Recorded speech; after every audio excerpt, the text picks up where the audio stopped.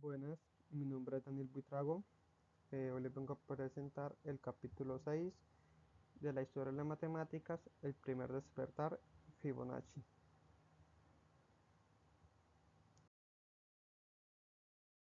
La decadencia y el resurgimiento del saber, el prerrenacimiento carolingio, la edad oscura y el papel de la Iglesia en la conservación del conocimiento, periodo de estancamiento en los siglos V al XI.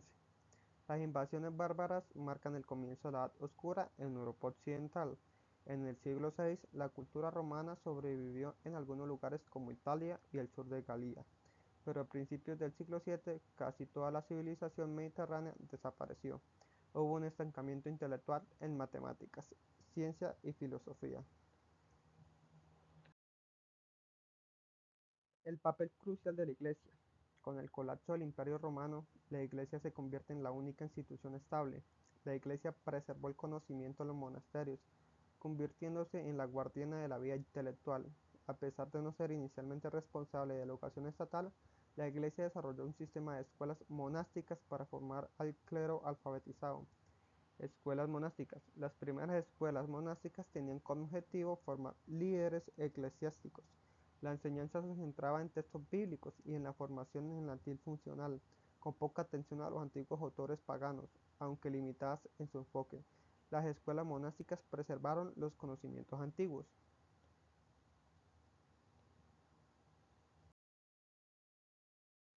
Preservación de la herencia intelectual. A pesar de la falta de aprecio por los textos clásicos, los monjes copiaron y preservaron manuscritos antiguos.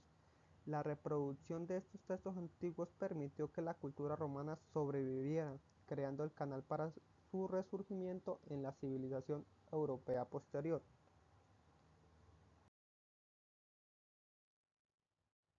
Este resurgimiento está entre el siglo VIII y el IX.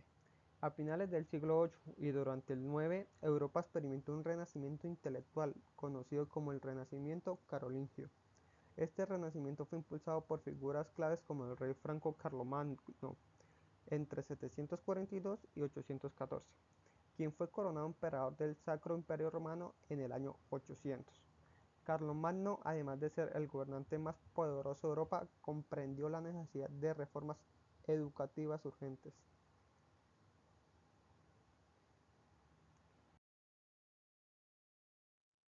Entre esas reformas, Carlomagno invitó al erudito inglés Alcuino de York para crear un nuevo currículo educativo. A partir de 789, Alcuino estableció que todas las abadías y monasterios del reino debían tener escuelas con el enfoque en las 7 artes liberales: el trivium, gramática, retórica y lógica, y el quadrivium, aritmética, geométrica, astronomía y música. El estancamiento en matemáticas. Las matemáticas recibieron poca atención debido a la necesidad de alfabetización básica. Boecio fue la principal autoridad en geometría, pero su influencia no produjo grandes avances en el estudio de la matemática. La caída del renacimiento carolingo sucede por los vikingos, magiares y sacarenos de Europa durante el siglo IX y X, debilitando el imperio carolingio y fragmentándolo en los futuros reinos de Francia, Alemania e Italia. A pesar de esto, las escuelas siguieron trabajando y transformándose. El impacto de los textos científicos árabes. Con el acceso a textos científicos árabes y griegos, el currículo educativo se transformó, con un énfasis creciente en lógica y matemáticas, en lugar de en las disciplinas tradicionales, el trivium. Sin embargo, el futuro inmediato del conocimiento estaba en el mundo árabe, cuyas civilizaciones florecían mientras Europa seguía enfrentando limitaciones intelectuales.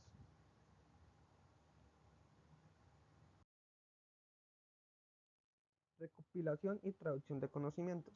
Los árabes se dedicaron a recopilar manuscritos antiguos de ciencia, filosofía, artes, heredados de las culturas que habían sometido. Comenzaron a estudiar y traducir las obras de figuras clásicas como Aristóteles, Euclides, Arquímedes y Ptolomeo.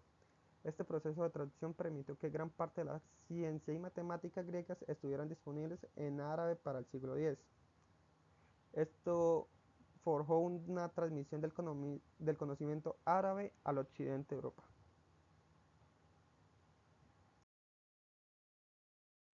La expansión del conocimiento.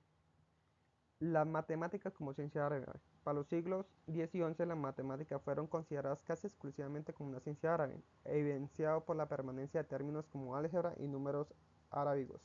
Aunque no fueron los creadores originales, los eruditos árabes jugaron un papel clave en la ecuación de desarrollos matemáticos provenientes de Persia e India.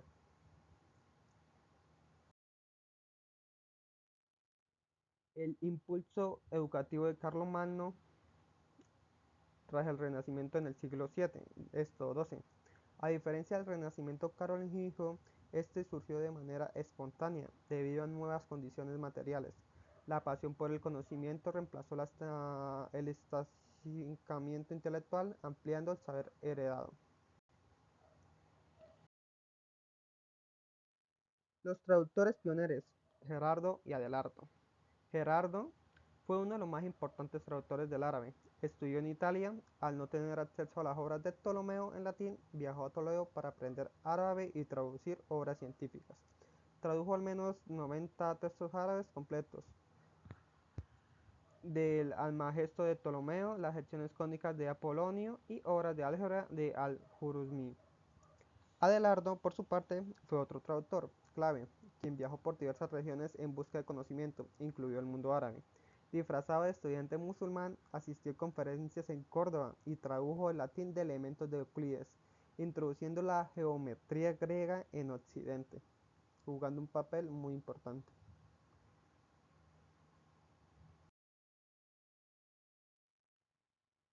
Esto produjo una oleada de traducciones y una renovación en el pensamiento en Europa. Europa recibió una gran cantidad de traducciones de obras árabes y para el siglo XIII también se tradujeron muchas obras griegas. La filosofía aristotélica fue altamente valorada, especialmente la física, metafísica y la nueva lógica, lo que cambió el enfoque educativo hacia la filosofía especulativa y la ciencia. A pesar de que el Imperio Romano tardío había abandonado el griego, hacia mediados del siglo XIII el acceso a las traducciones árabes permitió a los eruditos europeos volver a las bases del pensamiento helenístico.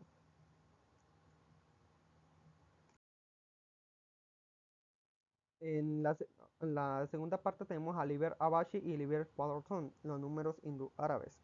Leonardo de Pisa, conocido como Fibonacci, nació en Pisa alrededor de 1175 y fue educado en el norte de África, donde su padre trabajaba en una aduana. Viajó por el Mediterráneo observando los sistemas aritméticos utilizando el comercio de distintas regiones. Descubrimiento del sistema hindú-árabe. Durante sus viajes, Fibonacci reconoció las ventajas del sistema decimal indoarábico, con su notación posicional y el símbolo del cero frente al sistema de numeración romana utilizando el occidente. El contenido del libro Abbas. El libro contenía todo el conocimiento aritmético de la época de Fibonacci, incluyendo enseñanza de la ciencia árabe y muchas interpretaciones originales. Considerado la obra maestra matemática de la Edad Media, el libro Abbas sirvió de modelo y fuente durante siglos. Aquí tenemos unos ejemplos. El- los tipos de números que se manejaban entre el siglo III a.C. se manejaban estos tipos de números. Después, en el siglo II se manejaron estos. Y durante el siglo VIII en adelante se manejaron estos. Adaptación de los números hindúes. A medida que los números hindúes se transmitían desde la India, su apariencia cambió. Los árabes erigieron las formas más adecuadas para su escritura manual.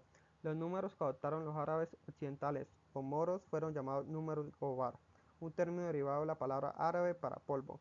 Estos números se usaban en pizarras en polvo blanco con punzones, lo que les dio su nombre. Acá podemos ver que estos es como de los últimos tipos de números que se usaron, que son los más parecidos a los que usamos actualmente. Esto fue en el año 976.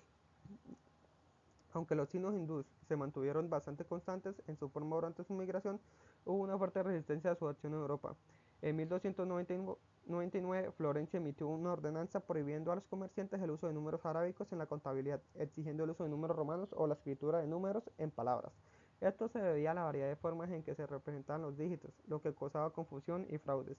El símbolo del cero también generaba inseguridad, ya que representaba nada, lo que dificultaba su comprensión.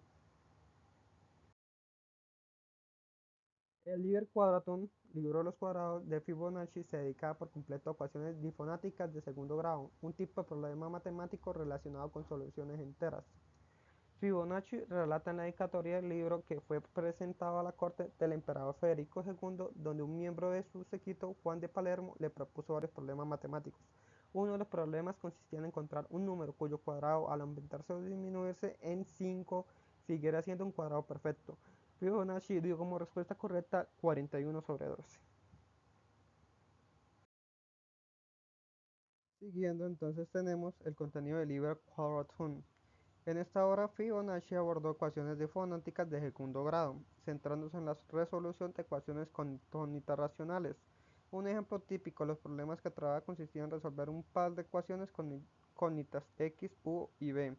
Acá tenemos representados unas x al cuadrado más x igual a u al cuadrado, x al cuadrado menos x igual a b al cuadrado, v al cuadrado. Fibonacci propuso una solución utilizando tres números cuadrados en una progresión aritmética, es decir, al cuadrado igual a b al cuadrado menos d siendo diferencia, y c al cuadrado menos b igual a b al cuadrado más d recordemos que es la diferencia. Obtenemos x al cuadrado más x es igual a b, b a la 4 sobre d al cuadrado más b al cuadrado sobre d es igual a b al cuadrado, ahora paréntesis, b al cuadrado más d, cierro paréntesis, sobre d al cuadrado, que esto va a ser igual a b al cuadrado por c al cuadrado sobre d al cuadrado, que nos va a dar igual a bc sobre d elevado todo al cuadrado. Con la otra, x al cuadrado menos x se da con la misma solución, solamente que con diferente notación. El Tratado Flos y su contenido. El Flos fue enviado al emperador Federico II y fue inspirado por una disputa matemática en Pisa alrededor de 1224 en presencia del emperador. En este tratado, Fibonacci analiza 15 problemas indeterminados, incluyendo dos de los tres problemas planteados por Juan Palermo. Uno de estos problemas consistía en encontrar un número cúbico que al sumarse con dos cuadrados y 10 veces su raíz diera como resultado 20, es decir, resolver la ecuación. Aquí está representada x al cubo más 2x al cuadrado más 10x igual a 20. Esta es la primera mención de una ecuación cúbica en Europa después de los griegos. La imposibilidad de la solución geométrica exacta. Fibonacci concluyó que la ecuación cúbica no podía resolverse con regla y compás, ya que los coeficientes de la ecuación eran números racionales. Esta fue la primera indicación de que el sistema numérico contenía elementos más complejos que los representables en la geometría algebraica griega. Cálculo de una aproximación. En lugar de buscar una solución algebraica exacta, Fibonacci optó por calcular una aproximación precisa de la raíz real de la ecuación. La raíz fue expresada en notación sexagesimal, aquí expresada.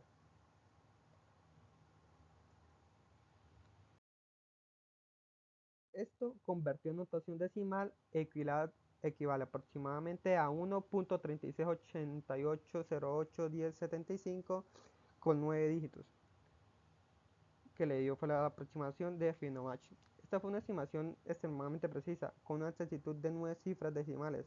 Fue la aproximación más exacta a una raíz irracional en Europa durante los siguientes 300 años, resaltando la capacidad de Fibonacci. La interpretación de los números negativos. Muy interesante. Al igual que los matemáticos árabes antes que él, Fibonacci entendió que una ecuación cuadrática podía tener dos soluciones. Sin embargo, habitualmente rechazaba los números negativos como soluciones válidas. Aún así, dio un pequeño paso adelante en su tratado Flos, donde interpretó un número negativo en un problema financiero como una pérdida en lugar de una ganancia, como vemos actualmente que se vive. Notación fraccionaria en el libro Abash. Fibonacci introdujo un sistema de fracciones continuas ascendentes, conocidas como fractions invertibles o fracciones en pasos. Este método se refiere a representar las fracciones como una sucesión de fracciones encadenadas. Un ejemplo que Fibonacci utilizaba en el Inde Rawashi es 1 sobre 10, 10 sobre 8, 1 sobre 7 y así sucesivamente. Problemas. El problema de las aves y la fuente. Dos pájaros comienzan a volar desde la cima de dos torres, separadas por 50 pies, y una torre tiene 10 pies de altura y la otra 40 pies de altura. Los pájaros parten al mismo tiempo y vuelan a la misma velocidad, llegando a una fuente situada entre las bases de las torres exactamente al mismo momento. ¿A qué distancia está la fuente de cada torre? Acá vemos el planteamiento. La distancia recorrida por el primer pájaro sobre la distancia recorrida por el segundo pájaro va a ser igual a la altura de la primera torre sobre la altura de la segunda torre. Despejando tenemos a x sobre 50 menos x, 50 que equivale a los 50 pies de separación sobre 30 sobre 40.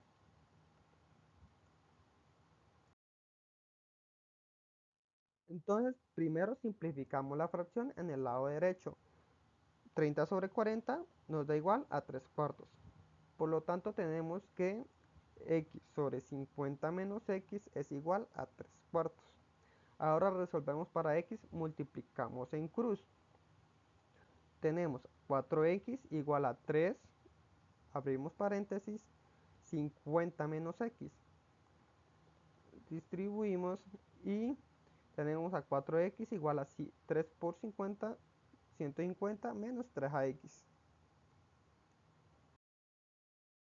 Entonces sumamos 3x a ambos lados para reunir las x en un solo lado. Y finalmente despejamos x. Tenemos 7x igual a 150, despejamos, nos da 150 sobre x, que da igual a 21.43 pies. Entonces, la fuente está aproximadamente a 21.43 pies de la base de la primera torre de 30 pies.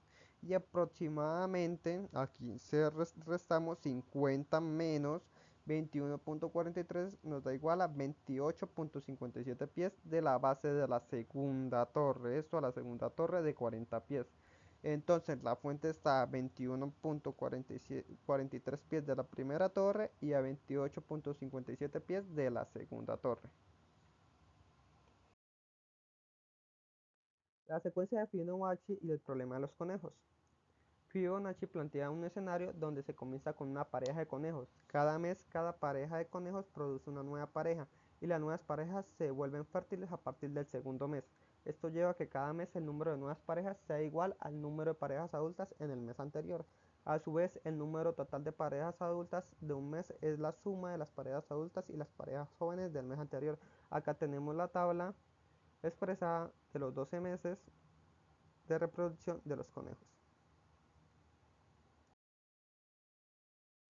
La secuencia de conejos se puede escribir en los siguientes términos. En el primer mes hay solo una pareja de conejos, F1 igual a 1. En el segundo mes la pareja original de conejos sigue viva y la nueva pareja nacida es fértil, F2 igual a 1. En el tercer mes la pareja original de conejos tiene una nueva pareja, así que hay dos parejas en total, F3 sería igual a 2. En el cuarto mes las dos parejas ya son fértiles y por lo tanto nacen dos nuevas parejas, lo que da un total de tres parejas, F4 igual a 3 y así sucesivamente. Cada término de la secuencia es la suma de los dos términos anteriores, lo que da la secuencia de Fibonacci, aquí representada.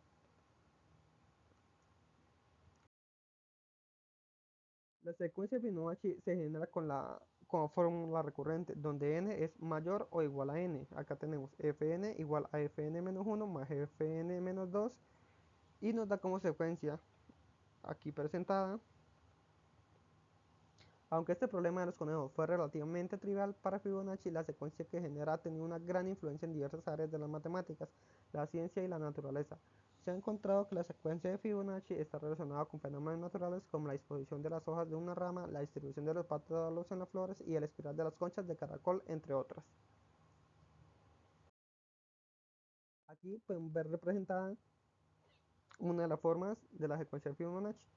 El teorema de los números de Fibonacci consecutivos son coprimos. Establece que dos números consecutivos en la secuencia de Fibonacci son coprimos.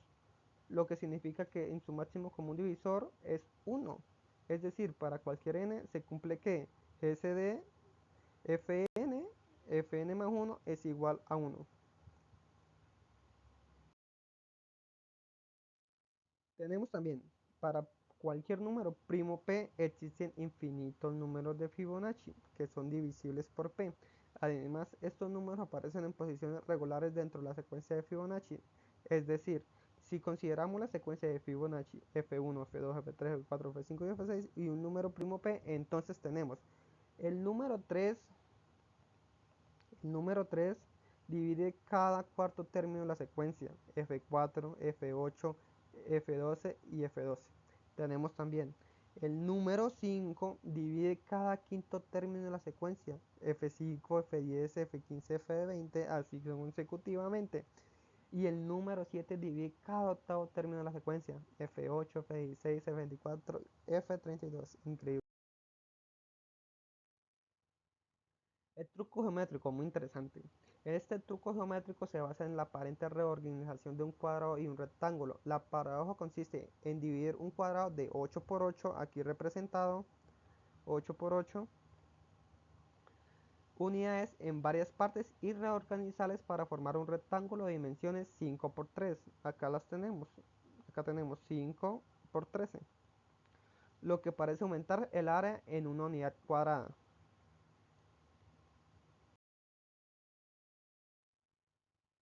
Esto tiene una relación con la identidad de Fibonacci. Pues la identidad cuadrática de Fibonacci se usa para dar una explicación algebraica del truco. Para n igual a 2k, la ecuación es f2 k igual, acá representada, menos 1. Si tomamos k igual a 3k, tenemos los siguientes términos de la secuencia de Fibonacci. f6 igual a 8, f5 igual a 5 y f7 igual a 13. Entonces la identidad cuadrática se convierte en f6 a 2, f5, f7 menos 1, tenemos 8 al cuadrado igual a 5 por 13 menos 1 y nos da como resultado 64 igual a 65 menos 1. Y aquí ya está representada por completar la solución. Pues 65 menos 1 da 64, que sería 64 igual a 64. Lo que es cierto, pero lo interesante es que en esta relación entre los números de Fibonacci está asociada con la manera de que se reorganiza el cuadrado y el rectángulo en el truco geométrico. El truco juega con las formas y las divisiones de las figuras de manera que el área parece cambiar cuando en realidad permanece constante. También hay un ejemplo en un video muy famoso sobre cuando parten un chocolate de cierta forma y vuelve y lo reorganizan y queda un pedazo de chocolate, pero aparentemente queda igual. Lo que realmente sucede lo mismo con, con lo demostrado anteriormente. Fibonacci y el problema pitagórico. Tríadas pitagóricas. Una tríada pitagórica es un conjunto de tres números enteros positivos, x, y y z, que satisfacen la famosa ecuación de Pitágoras, x al cuadrado más y al cuadrado y es igual a z al cuadrado. Tríadas pitagóricas primitivas son aquellas donde x, y y z son coprimos, es decir, no tienen ningún divisor común mayor que uno. Por ejemplo, la tríada 3, 4, 5 es una tríada pitagórica primitiva. Tríadas pitagóricas generadas por multiplicación escalar. A partir de una tríada pitagórica primitiva se pueden generar nuevas tríadas multiplicando cada término por un número entero. Por ejemplo, multiplicando 3, 4 y 5 por 2 se obtiene la tríada 6, 8, 12, que también es una tríada pitagórica.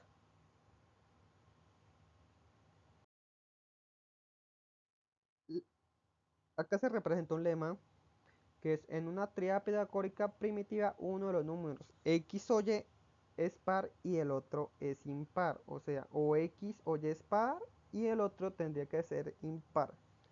Dado que en una tríada pitagórica primitiva x al cuadrado más y al cuadrado es igual a z al cuadrado, debe cumplirse la ecuación dicha. La única forma de que esto ocurra es que uno de los números x o y sea impar y el otro sea par.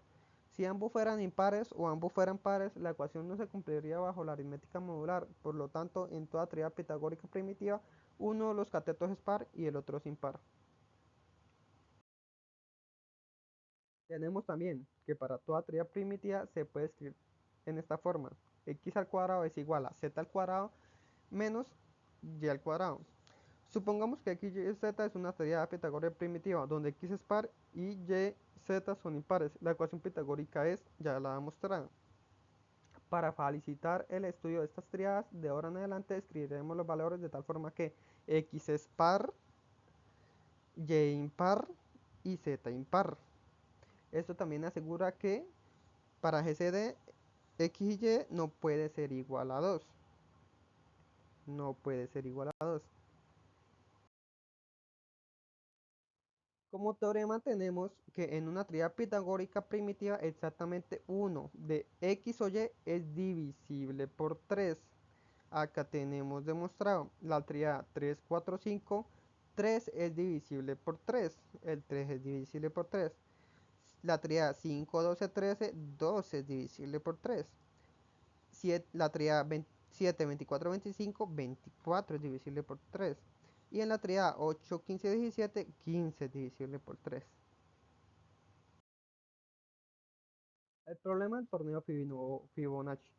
Se busca un número x tal que x al cuadrado más 5 y x al cuadrado menos 5 sean ambos cuadrados de números racionales, es decir, encontrar x tal que existan números racionales a y b con x al cuadrado más 5 igual a al cuadrado, x al cuadrado menos 5 igual a al cuadrado. Paso 1, expresión en fracciones. Dado que buscamos soluciones racionales, expresamos x, a y b como fracciones, aquí representadas. Y sustituyendo las ecuaciones y eliminando denominadores obtenemos, se despeja, se manda para el otro lado y restando las dos ecuaciones obtenemos que 10d al cuadrado igual a al cuadrado menos b al cuadrado 1 es igual a a1 más b1, cierro paréntesis, abro paréntesis, a1 menos b1. Sumando y restando las ecuaciones obtenemos a menos 1, a1 más b1 es igual a 5d al cuadrado sobre k. Y resolviendo para A1 y B1, aquí está representado A1 igual a 5d al cuadrado sobre 2k más k y B1 igual a 5d al cuadrado sobre 2k menos k. Paso a la relación con las tríadas pedagógicas. Sustituyendo estas expresiones en la ecuación inicial y sumando obtenemos k al cuadrado más 5d al cuadrado sobre 2k, todo esto elevado al cuadrado, tenemos a x en el intervalo 1, 2. Esto muestra que k y x1 forman una tríada pitagórica. Usando la fórmula general por tríadas pitagóricas primitivas, escribimos k igual a 2mn de 5d al cuadrado sobre 2k es igual a, abrimos paréntesis, m al cuadrado menos 2 por t, y tenemos x1 igual a, abro paréntesis, m al cuadrado más n al cuadrado, cierro paréntesis, por t. Multiplicando las dos primeras ecuaciones obtenemos 5d 4mn, abro paréntesis, m al cuadrado menos n al cuadrado, cierro paréntesis, t al cuadrado. Buscamos mn y que hagan que el lado derecho sea 5 veces un cuadrado perfecto. Tomamos m igual a 5, se obtiene t al cuadrado igual a 4n, abro paréntesis, 25 igual a n al cuadrado, t al cuadrado. Para que el lado derecho sea un cuadrado perfecto, elegimos n igual a 4, lo que da lo siguiente, d al cuadrado igual a, reemplazamos 16 por 9t al cuadrado igual a 12t, todo esto le va al cuadrado. Por lo tanto, d igual a 12t sustituyendo en la ecuación de x1. x1 igual a, abro paréntesis, 5 al cuadrado más 4 al cuadrado, cierro paréntesis por t, igual a 41t. Dividiendo por t, que tenemos a x1 sobre d, que esto va a ser igual a 41t sobre 12t. Esto va a ser igual a 41 sobre 12. Hemos demostrado que la solución al problema del torneo Fibonacci es x igual a 41 sobre 12. Aquí ya hemos demostrado la solución al problema. Pues bueno, esto ya ha sido lo último. Muchas gracias. Acá ya se pudo abarcar el capítulo 6 del libro, que trataba especialmente sobre la secuencia de Fibonacci. Y pues no, ha sido todo. Muchas gracias por prestar atención. Hasta luego.